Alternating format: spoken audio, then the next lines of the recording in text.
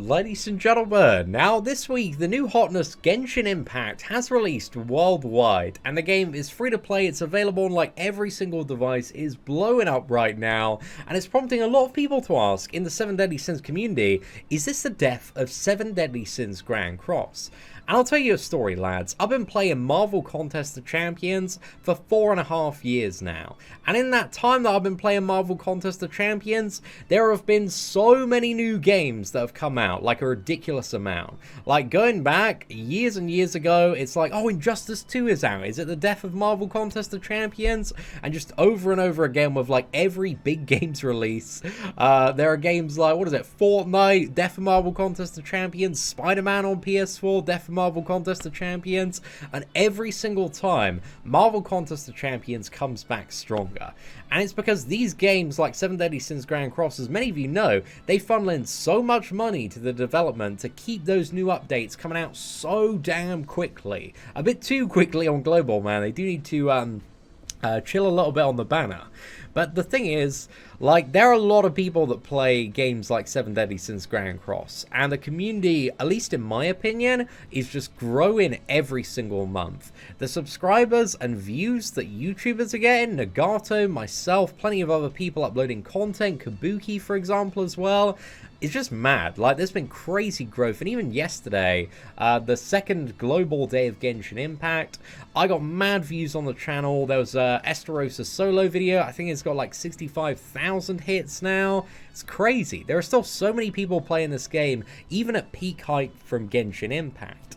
And eventually, with any game, people are going to reach a point where they're a little bit bored, a little bit burnt out. They've cleared all the content, especially in a game like Genshin as well, which, while it is a phenomenal game, it's PvE focused.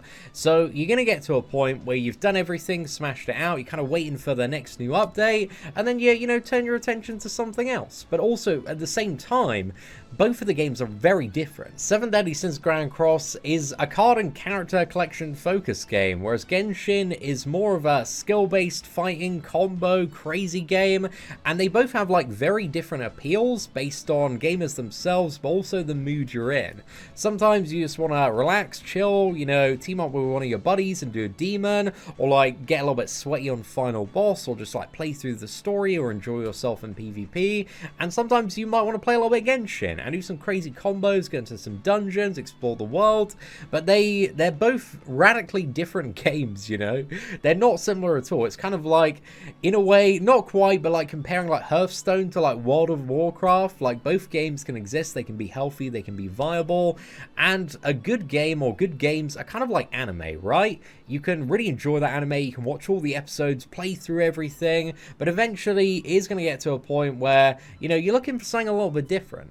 And I think it's going to be really good for Grand Cross, because Genshin is going to bring a lot of people that might not have considered, you know, that they like anime games and the way that they're set up with the gacha aspects. And are like, oh, okay, what other cool games are out there? Maybe I want to try something a little bit different. And then they go into 7 Deadly Sins Grand Cross, and that's definitely some overlap that I've seen with the growth of Marvel Contest of Champions over time.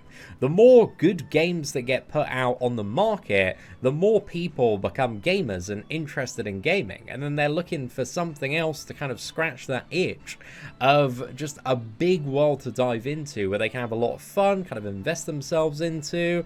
And overall, the more good games that come out, at least in my experience that I've seen over the last few years, the better it is overall for any good game that's providing consistent updates and just constantly bringing out new stuff at a really good pace. And Grand Cross absolutely smashes that. Marvel Contest of Champions absolutely smashes that. Genshin might absolutely smash that as well. But it does come to a point in every single game that players play where they've had enough. And again, that might not be for weeks or months when it comes to Genshin Impact. Again, I hope that anybody that wants to downloads this game, has the most fun, enjoys themselves, you know, just really relishes in the experience, because it's always very exciting having like a new game, a new toy to play with. But yeah, I see like people spamming the subreddit and forums and comment sections and discords being like, 7 Deadly Sins Grand Cross is dead, Genshin Impact for life. But it will get to a point where people, you you know, they do come back and are still playing the game, and we're going to find, like, new players via the release of Genshin Impact in a very weird and peculiar way. So it all comes around in one big circle. So yeah, I can definitely understand, especially with the release rate of global banners, why some people feel maybe a little bit burned out on 7 Deadly Sins Grand Cross since the global launch, because it has been a little bit ridiculous. Even as a whale, somebody that spends ridiculous money on the game, I feel like a little bit burned out at points when there's, like, you know, a double banner, like the 6 new characters the other week, man, like buying the costumes and everything. It's just such a big dent in the wallet, and it's just like week after week. And as a free-to-play player, like having the free-to-play account as well, man, it's just like I haven't summoned on anything in 2 months, because I know if I do, then I'm going to completely screw myself over, because I won't be able to get Goddess Liz. So yeah, I can understand why global is just a little bit mad, but also Grand Cross, you know, there are definitely levels of players and levels of how serious you want to take the game as well.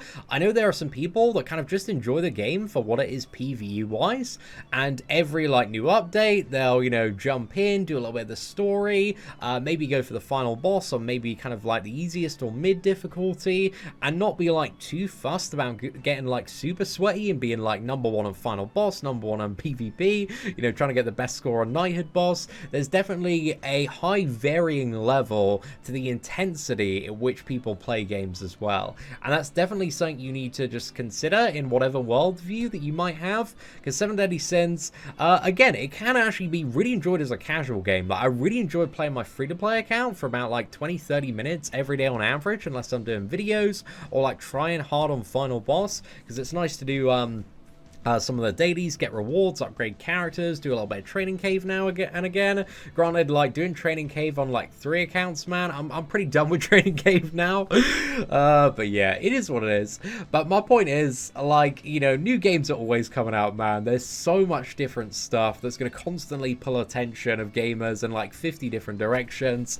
But as long as games like 7 Deadly Sins Grand Cross are constantly, you know, moving in the right direction and releasing good updates, I think they're going to be fine, as long as they're not making massive scrub decisions. But I also think the release of other games that might be drawing away a large part of their audience can also be a wake-up call sometimes that's you know, very much needed in order to, you know, significantly improve the experience that players have in their game, by giving us hopefully more tickets and gems to summon on. But the next 2-week update, man, there's a couple of free multis on a 7% banner, so it's not too bad, but there still needs to be a bit more to spice up the global rewards, at least in my opinion, for 7 Deadly Sins. But yeah, overall, man, I don't think the game's going anywhere. Like, I'm not really sweating too much, you know, and if it does eventually die a death to another game, so be it.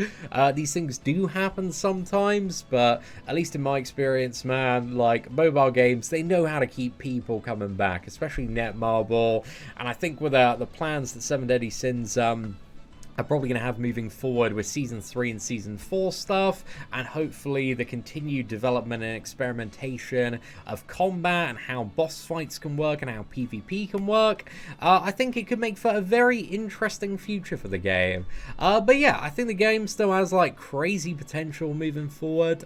I'm not concerned about it, but if you want to spend some time enjoying Genshin Impact and having a bit of fun, fair play to you. I don't blame you. It's an absolutely outstanding game. But yeah, I just wanted to like weigh in my 2 cents on this conversation, man, because it seems to be that there's like a few too many people that think like as soon as a new game comes out, like any other game that existed before that is just immediately a dead game for life, which is certainly not the case in my experience.